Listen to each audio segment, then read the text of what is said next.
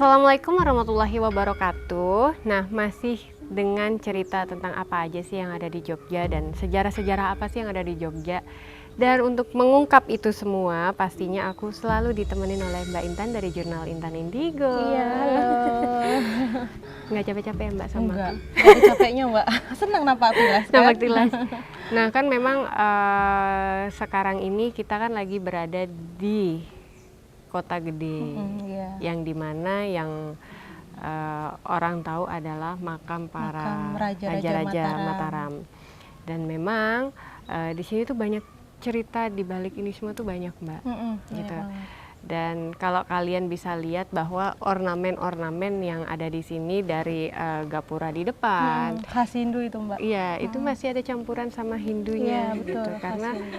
masih peralihan mau masuk ke Islam gitu. Jadi masih ada percampuran dari bentuk-bentuknya, undak-undakannya tuh juga masih ya di Iya. sini gitu. Terus yang di belakang ini Mbak, ini itu gerbang menuju Untuk ke masuk ke makam para raja, yang dimana ada yang mungkin yang kita kenal ada sebutannya mungkin Romo, Panembahan Senopati. Nah, kalau kalian pengen tahu nih sebelumnya, sebelum ada ini mungkin yang aku dengar itu bahwa Panembahan Senopati sebelum menetapkan di sini itu kan beliau Menanam pohon. menanam pohon, terus beliau juga untuk mencari ilham di pantai Parangkusumo. Parangkusumo, Nah ya. itu ada di channelnya Book of Nena, bisa kalian klik nanti sebelumnya. Jadi kita ngurutin ya Mbak. Ngurutin. Kemarin dari Parangkusumo. Eksklusif lalu ke kok, sini. Ya. eksklusif perjalanan Mataram Islam. Benar nggak sih Mbak? Benar. Jadi cerita-ceritanya bakal ada ya kan, gitu. Nah, di balik lagi yang berada di sini kalau zaman sekarang ini di belakang ini bukan hanya makam dari Panembahan Senopati, bukan dari Ki Ageng Pamanahan, tetapi juga ada menurut yang beredar di sini juga ada punya Joko Tingkir juga ada Iya, di sini, ada di undakan di bagian atas. dari Mataram yang pertama, Iya. Mataram Islam banyak. Lalu ada juga Hamengkubuwono kedua juga ada di Iya. sini gitu. Nah, untuk disclaimer aja maksudnya memberitahu bahwa makam raja ada dua Mbak, di sini dan juga di Imogiri gitu. Iya. Dan juga untuk masuk ke dalam untuk ziarah ke makam raja juga harus pakai ageman ya Mbak. Jadi kalau masuk ke dalam itu kita diwajibkan untuk pakai ageman yang ageman biasanya dipakai abdi dalam keraton zaman dulu Mataram kuno Mbak. Motifnya itu Mataram kuno gitu. Dan untuk kalau mau ke sini juga dalam keadaan suci. Kalau untuk perempuan tidak berhalangan. Ya, jadi pas halangan jangan masuk gitu. Ibarat kata ini kan tempat yang disucikan suci, dan dikeramatkan. Gitu. Iya. Dan sebelum ke tempat-tempat yang lain untuk napak tilas memang kita harus mengenal dulu awal mulanya ada Mataram kan. Bermulanya kan dari sini. Oh gitu. Nah, Mbak di sini tuh untuk bagian depan sini ya. Ini tuh ada dua bangunan. Oh ini Dua bangunan yang dimana ini kalau misalkan datang sekarang ini, kalau misalkan mau ganti ageman gitu kan, itu bisa yang putri di sana, yang putra kakung di sana. Ya. Gitu. Oh kalau putra kakung ya? Putra kakung. Kalau perempuan setri bahasa Oh. Jawa halusnya. Kalau Mataram Aku kuno itu tidak kan tahu. gitu. Terus Gitu. depan lagi Mbak sebelum masuk ke sini kan kita melewati ada 3 gapura. Nah itu juga apa sebelum ke sini juga kayak yang 1, 2, 3 itu kan ada filosofinya. Jadi sebelum ke tempat yang suci kita ibarat kata kalau zaman sekarang di scanning dulu nih. 3 kali itu kita di scanning untuk benar-benar orang yang masuk ke sini itu dipastikan niatnya apa, tujuannya apa gitu. Benar. Dan memang di sini masih banyak kok Mbak peninggalan-peninggalan yang udah ribuan tahun itu ada. Kayak tanaman yang saksi bisu pun masih ada di depan sana. Itu juga punya cerita tersendiri karena konon katanya menurut cerita yang beredar itu bahwa penunggu yang ada di sana mengabdi untuk di sini. Iya. Gitu. Jadi dia sampai akhir hayat bisa dibilang gitu ya. Itu sampai sekarang pun masih terlihat. Itu jadi kalau yang mungkin mempunyai kelebihan bisa masih untuk bisa melihat di sana. ada sosok gitu. itu. Dan di sini juga nggak cuman makam juga ya Mbak, tapi ada sendangnya juga. Sendang. Ada sendang kakung yang untuk kakung, untuk putra, sama sendang seliran untuk yang putri. Yang dulunya itu memang untuk apa ya, pemandian orang-orang dalam raja gitu, kerajaan. Kalau sekarang masih bisa kok untuk Masih, digunakan. sekarang masih gitu. bisa digunakan. Pengunjung juga selain kesini ziarah, biasanya juga niatnya untuk ke sendangnya Mbak, gitu, untuk pembersihan diri, kan filosofi air untuk Iya. membersihkan, bukan hanya yang terlihat mandi gitu kan, enggak, tapi dia berendam gitu membersihkan energi negatif, diganti dengan yang positif. Di sini kan adem banget Mbak. Adem kok, adem. Jadi karena aku kan biasanya juga sering ke dalam, suun ke dalam, karena memang kalau aku melihat ke belakang ya, bahwa ini tuh dulunya juga rumah-rumah tinggal. Aku merasakan itu, tapi nggak tahu deh Mbak Intan gimana. Tempat tinggal rumah, jadi kalau kesini juga sama kayak merasa pulang ke rumah. Pulang ke rumah. Dan biasanya setahu aku nih Mbak, kalau datang ke sini setelah ganti dengan ageman itu yang benar itu ke sendang dulu gitu. Jadi mensucikan dulu. Iya, kalau muslim ya wudhu kayak gitu kan, baru masuk ke dalam ziarah. Karena ziarah lagi-lagi untuk mendoakan mereka-mereka yang udah lebih dulu dipanggil. Ya, kan. jadi bukan hanya kalian yang berziarah ke kuburan keluarga atau apa berdoa, tetapi berdoa itu untuk siapapun gitu. Karena doa itulah yang bisa melapangkan jalannya mereka. Iya betul. Iya. Itu karena leluhur juga masih ada darah di dalam kita tuh masih ada. Iya, gitu. karena leluhur itu bagaimanapun kita ini anak cucunya gitu, yang bukan dalam artian silsilah ya, tapi memang beliau-beliaunya ini kan kalau nggak ada beliaunya nggak ada kita gitu. Dan memang di Kota Gede ini ya dulu disebutnya dengan Alas Mentau ya. Alas Mentau, bahwa dulunya di sini adalah hutan. Yang dimana itu sebenarnya menjadi sebuah perebutan. Dan banyak cerita lah di sini kenapa menjadi Alas Mentau. Yang itu yang Mbak, yang Mataram dengan Ki Ageng Mangir. Iya itu. Dan akhirnya menurut cerita juga, menurut cerita nanti bakal diceritain. Jadi bakal ikutin terus YouTube-nya Book of Nena, dan kali ini bukan hanya di sini aja, kita mau ke Masuk sebelah ke sana, dalam. Sendang. Ya, Sendang. Monggo Mbak.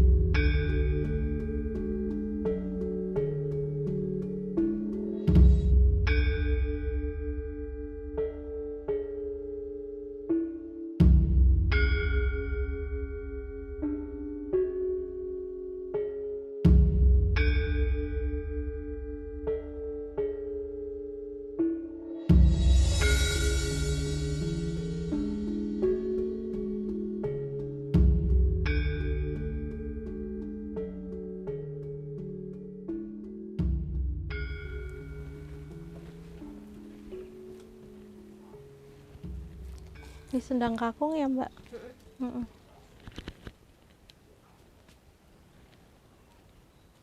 Dulunya di Sendang Kakung ini kalau nggak salah nih Mbak, aku dapet tuh kayak yang khusus kayak raja-raja buat pemandian di sini. Karena beda lagi dengan sendang yang selir. Benar-benar. Dan ini tuh baru ini di apa? Kalau yang ini kan baru ya, dikasih Konblok. ya itu namanya. Nggak apa. Jadi agak ngeblank ya. Jadi di sini itu, dan memang Dulu tanah ya Mbak? iya, tanah. Aslinya tanah. Dan konon katanya menurut cerita juga bahwa di sini kan ada lele nih Mbak. Nah, lelenya ini punyanya Romo, punya Panembahan Senopati, Senopati. gitu. Jadi sudah turun temurun di sini gitu. Jadi lele ini berarti termasuk yang tua juga. Jadi seperti dibilang dikeramatkan mungkin ya Mbak di sini. Iya, dan di sini itu juga ada kayak apa ya, peninggalan, bukan peninggalan Mbak, apa, selain lele juga ada kura-kura. Ada di sebelah sana. Jadi kalau keturunannya, kalau lagi beruntung bisa lihat Mbak di bawah sini. Oh iya, Tuh. jadi dia nggak selalu muncul ya? Nggak selalu muncul. Itu kura-kuranya? Kura-kuranya. Kalau lelenya? Lelenya kalau yang aslinya, aslinya juga begitu juga ya kayaknya. begitu. Dan yang aku lihat bahwa yang ada itu yang ini apa ya, hanya kepala dan tengkoraknya aja. Itu aku ngeliatnya di bawah sana, yang sebelah sana. Iya. Iya, jadi kayak nggak semua pengunjung bisa melihat lele ataupun kura-kura itu. Itu memang beliau juga, Romo pun aku sampai sekarang juga masih merasakan beliau ada di sini gitu kan. Kenapa? Karena beliau juga ini Mbak, kalau mau menjelang maghrib atau menjelang asar, Romo sering duduk yang di batu itu. Oh, yang di sana. Oh iya, kayak bersila ya Mbak? Bersila, Iya. Kayak salah satu tempat yang buat meditasi Romo juga, ya. Dan menurut sejarah yang ada di sini, kita bicara untuk silsilahnya Romo juga kan, Panembahan Senopati punya anak perempuan gitu, yang diberi nama itu Pembayun gitu. Pembayun ini anak perempuan mungkin satu-satunya ya, apa ya, aku kurang begitu paham. Jadi bisa dijadikan kasarnya untuk menjadi alat politik. Oh iya paham. Alat politik. Nah, itulah yang memperebutkan suatu daerah. Dan di dalam sini juga bahwa ada diakui ya, maksudnya diakui oleh masyarakat sekitar, lalu diakui oleh beberapa orang juga, dan menurut cerita-cerita yang beredar bahwa di dalam ada menantu plus pengkhianat. Oh, yang pengkhianat itu yang jadi makamnya itu kebelah dua. Iya, kebelah dua. Kalau di dalam itu menantu, di luar itu berarti pengkhianat gitu. Nah, beliau itu adalah disebutkan Ki Ageng Mangir. Ki Ageng Mangir, gitu. Iya.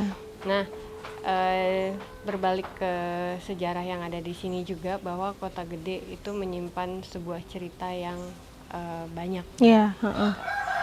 Dan memang di sini aku juga berasanya ada yang mandi sih Mbak. Di belakang ya. Iya, residu memori. Iya gitu. Makanya tadi yang pertama datang ke sini aku langsung di awal langsung ngomong kayak yang buat mandi kakung-kakung para raja-raja, dan bahkan kayak yang ininya loh Mbak, apa, kalau raja itu kan kayak punya kayak asisten namanya sekarang, itu yang bagian dari itu juga mandi di sini gitu. Benar.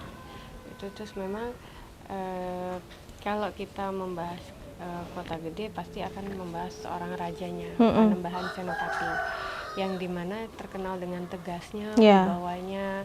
Nah, itulah kenapa Ibu Ratu begitu menyukai Panembahan Senopati. Terpesona ya Mbak. Selain dari fisiknya juga yang tegap ya kan, yang berwibawa, dan juga sifatnya.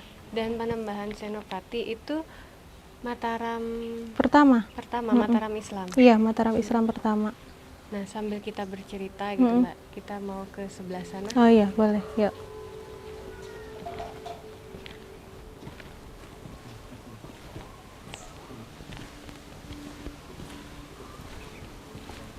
Jadi banyak ya. Ini apa sih Mbak? Oh, tempat ini doang, cuci-cuci doang. Jadi mungkin habis berendam kayak ini juga ya, mungkin ya buat dan bersih-bersih. Dulu tuh memang segini. Nah, mungkin banyak orang yang belum tahu ya, dalam arti kata bangunan-bangunan sini itu masih ada menyimpan apa ya, sejarah-sejarahnya. Gitu. Nah, jadi memang udah beberapa yang sudah dipugar sih Mbak. Jadi untuk rapihkan. Jadi untuk terlihat masih terlihat Direkonstruksi. bagus gitu. Karena kayaknya pernah ada gempa, aku nggak tahu tahun berapa, tapi kayaknya 19-an sekian itu kayak pernah ada gempa yang lumayan ada beberapa struktur bangunan ini jadi nggak seperti aslinya gitu Mbak. Bukan roboh ya, tapi memang kayak ada ya yang geser gitu. Cuman memang yang aku suka itu kalau bangunan dulu itu kayak indah-indah gitu. Iya, karena kayak bikinnya tuh artistik ya, nggak yang sembarangan bikin. Tapi sebelum bikin pun kayak seperti ada ritual-ritual tertentu dalam konotasi positif ya untuk membangun, terus artistik bentuk-bentuknya, terus selalu ada maksud dan tujuannya dibangun. Dan memang di sini aku perjelas lagi bahwa kenapa bangunannya seperti ini gitu. Karena ini masih peralihan antara Hindu Islam gitu. Iya, Hindu ke Jadi Islam. kerajaan Mataram itu sebenarnya yang awalnya itu adalah Mataram kuno, atau yang bisa kita sebut Wangsa Selendra, Wangsa ada juga yang Isyana, kan itu banyak tuh, itu masih Mataram kuno. Tapi memang Mataram kuno ada beberapa, namanya ada Kalingga, ada apa, itu bisa kalian search lah. Referensi kalian lebih detailnya. Nah di sini itu di Kota Gede ini masuklah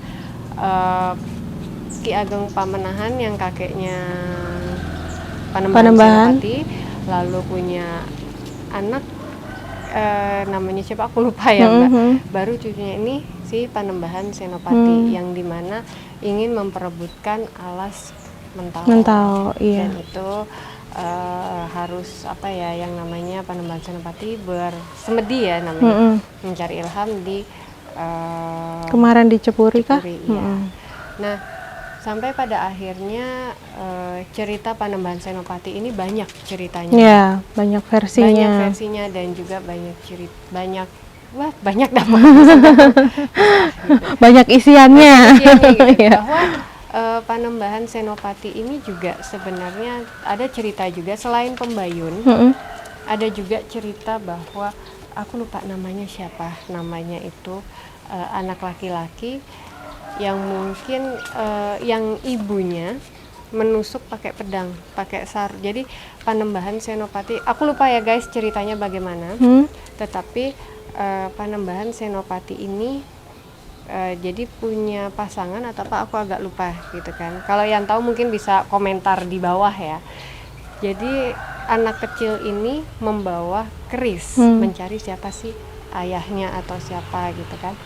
Dan pada akhirnya singkat cerita Panembahan Senopati berkata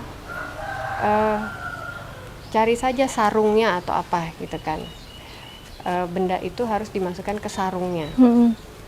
Dan anak kecil itu pulang ke rumah, namanya siapa aku lupa, dia pulang bawalah ke ibunya, ini kerisnya butuh sarung gitulah bahasanya. Dan pada akhirnya ibunya itu menusuk sendiri, dan itulah yang dimaksud sarungnya gitu. Karena cerita Panembahan Senopati juga itu ya tadi seperti yang tadi dibilang banyak ceritanya, banyak lika-likunya gitu kan. Selain dia memposisikan bahwa dia adalah seorang raja, dia juga mempunyai banyak cerita-cerita asmaranya. Dan juga sampai pada akhirnya dia punya anak perempuan yang bernama Pembayun. Gitu. Dan aku juga merasakan dulu, yang aku rasa ya Mbak, bahwa Pembayun itu dulu kecilnya pernah berada di sini. Di sini, iya pernah Mbak. Kayak ada aktivitas main-mainnya di sini tuh ada. Dan dia main air juga Mbak, suka main air. Suka main air di sini, kayak dia tuh betah berlama-lama. Misalkan kayak di Sendang gitu, dia main yang di pinggiran gitu. Aku ngelihatnya masih pakai ini Mbak, kemben.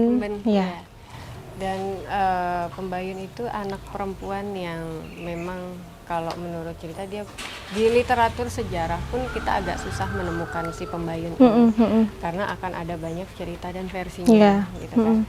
Mungkin menurut si A begini, si B begini, si C begini. Nah kalau yang aku lihat nih Mbak, ini versinya aku pribadi ya. Kalau Pembayun ini dari sosok dari kecilnya yang aku cerita main air pakai kemben, dia masih yang digelung sederhana satu gitu, itu dia tuh kayak yang anak emas sih, masih kayak anak kesayangan banget. Dan nurut banget sama bapaknya. Iya, bapak sama boponya mungkin waktu itu kayak aku langsung ininya bopo gitu, kayak boponya itu saat itu nurut manut gitu, terus jadi kesayangan banget. Dan saat bertumbuh bukan anak kecil lagi juga tetap disayang gitu loh, tetap manut sama bapaknya, itu yang terlihat. Dan Pembayun ini anggun, Mbak. Ya, Mm-mm. jangan dilihat seperti saya, berantakan. Enggak, anggun juga kok.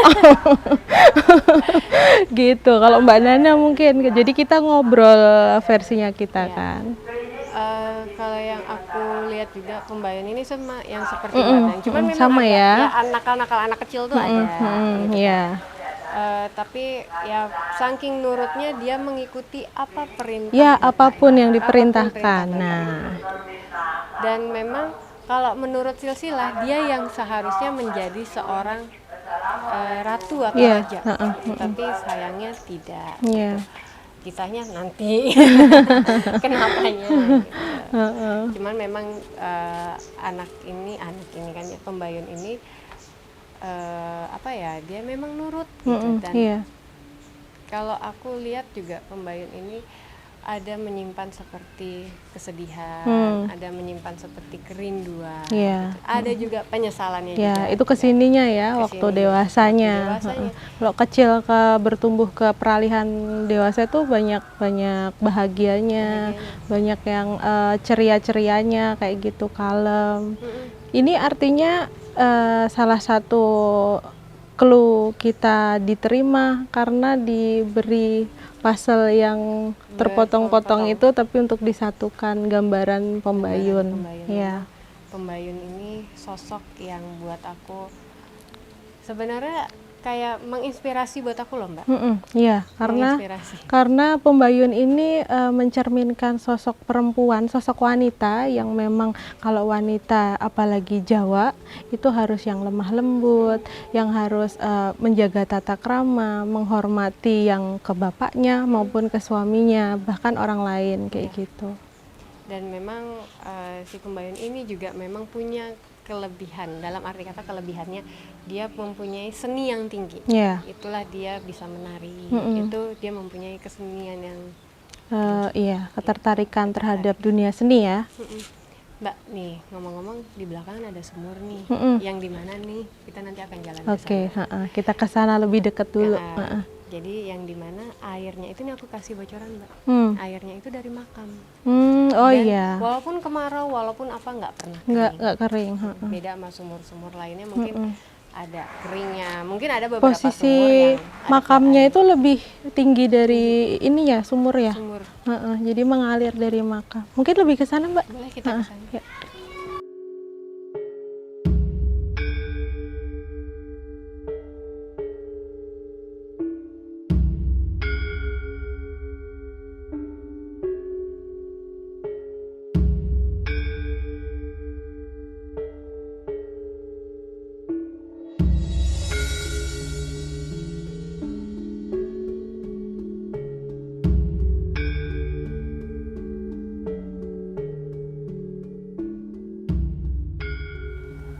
Mbak Intan, kita udah nyampe sumur adem ya, Mbak? Iya, yang Mbak Nana tadi bilang ya. Nah, sumur ini juga udah airnya itu berasal dari dalam makam gitu. Dan memang tadi sudah aku singgung bahwa walaupun musim kemarau dia tidak pernah kering. Tidak pernah kering.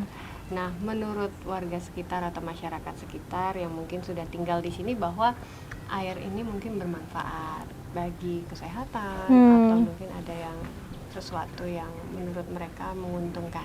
Kepercayaannya begitu. Kepercayaannya, tetapi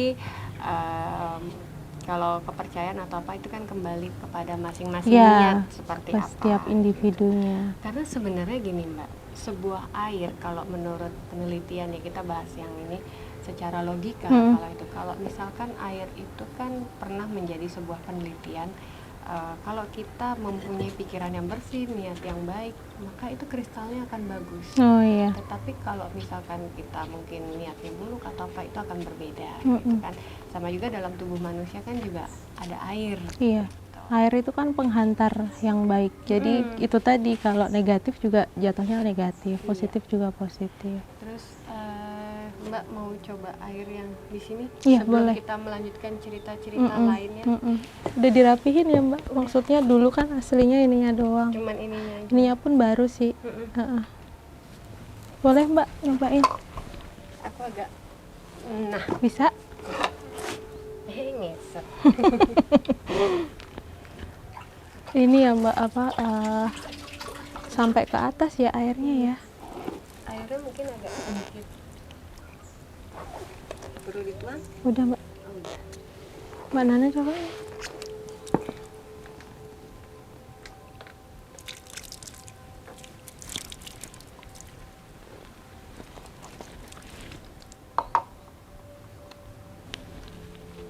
Mirip-mirip sama yang waktu kita di Candi Sumur.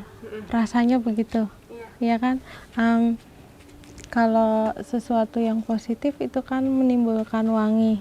Mungkin itu buat orang-orang yang punya gift itu yang bisa merasakan bau wanginya itu. Ini kayak wangi ini loh Mbak, apa? Bunga antara melati sama kenanga. Wanginya tuh ini banget loh, semerbak banget. Tapi nyentreng semerbak gitu. Nyentreng masa. Iya, wangi banget ya. Tapi memang ada agak bedanya ya, mungkin karena feel atau rasanya aku gitu kan. Kalau di Candi Blandongan itu yang waktu di Candi Sumur. Candi Sumur itu di YouTube-nya Mbak Intan. Ya? Kalian bisa lihat itu Candi Sumur seperti apa di YouTube-nya Jurnal Intan Indigo. Iya. Ada bedanya Mbak kalau menurut aku. Entah kenapa ya, mungkin karena feel juga gitu kan. Aku merasa kalau di sana mungkin nyaman, seneng apa ada gitu. Tapi kalau di sini kayak nyemplung di rumah sendiri. Oh, kayak ini ya, ada sumur di dekat rumah sendiri terus ngambil gitu ya. Iya. Dan juga ngerasa kayak enak banget gitu kan. Terus walaupun angin sepoi-sepoi atau apa, tapi rasanya enak gitu. Kayak ini punya saya nih, kayak punya gitu. sendiri, ya kayak di rumah sendiri gitu. Sendiri, gitu. Iya, karena kalau mata air mau sumur mau sendang dimanapun, terutama petilasan ya Mbak, itu lagi-lagi setiap orang yang ngambil itu biasanya yang dirasakan berbeda. Misalkan diminum itu rasanya itu ada artinya gitu, konon katanya begitu. Jadi kayak manis, asin gitu beda-beda Mbak, padahal sumbernya sama kayak gitu. Iya, benar sih Mbak. Dan di sini pun juga di mana ya, di sumur ini sebelum ini kita agak mundur ke belakang ya. Yang aku rasain bahwa tadinya itu memang banyak orang yang datang ke tempat ini ya untuk cuci, mandi itu bahkan minum. Dan memang kalau untuk minum ini juga masih bisa diminum. Iya, langsung minum kan? Iya. Gitu. Tapi selama aku meminum air ini nggak pernah sih sakit perut atau apa tuh gitu kan. Kalau kata orang itu mungkin dibilangnya kayak air zam-zam gitu kan, tapi ini air Kota Gede. Iya. Dan memang buat aku di sini ya Mbak, membuat sesuatu yang like apa ya, di rumah lah gitu. Jadi sampai bingung nih Mbak mau ngomong apa gitu. Iya, seperti di rumah. Jadi kayak dari yang di depan tadi kan kayak pulang ke rumah yang aku bilang. Terus ziarah itu ya kayak sowan ke orang tua kayak gitu kan. Ke orang tua, ke eyang. Rasanya tuh begitu. Jadi ketika sebelum kita ini aku juga pernah ziarah ke dalam, itu juga rasanya kayak yang udah ditunggu sama eyang gitu. Terus makin masuk ada sendang ya, kayak ibarat kata ya kolam mandi pribadi kayak gitu rasanya. Dan ini mata air yang ada di sini juga kayak yang punya sendiri, yang buat kalau biasanya orang dulu mungkin sekarang juga masih ada yang ngambil air sumur ya buat masak ya buat nyuci yang kayak gitu. Dan ini Mbak, tadi aku ada kesalahan sedikit yang harus aku perbaiki. Iya. Ada kesalahan apa itu? sedikit. Ternyata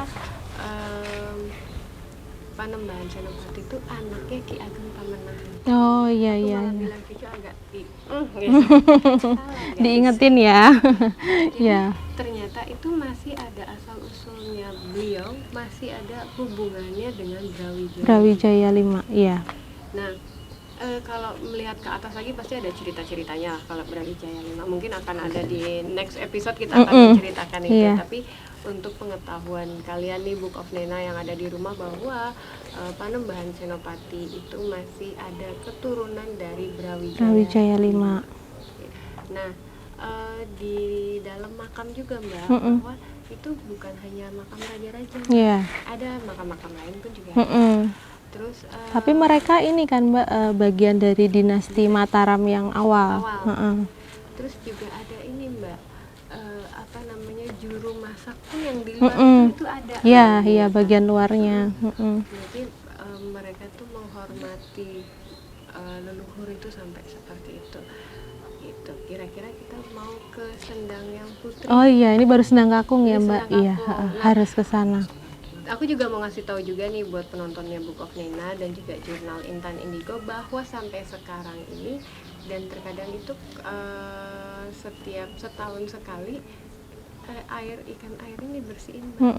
Nah terus kalau mau mandi untuk perempuan atau laki-laki mau mandi juga dibatasin. Dalam arti kata ini buat laki-laki. Kalau Sendang Kakung itu buat laki-laki. Yang Sendang Seliran, Sendang Putri itu Sendang Putri. Jadi kalau mandi nggak bisa digabung. Gitu. Nggak bisa untuk gantian pun juga nggak bisa. Oke, sekarang kita bisa pindah ke Sendang Putri. Monggo.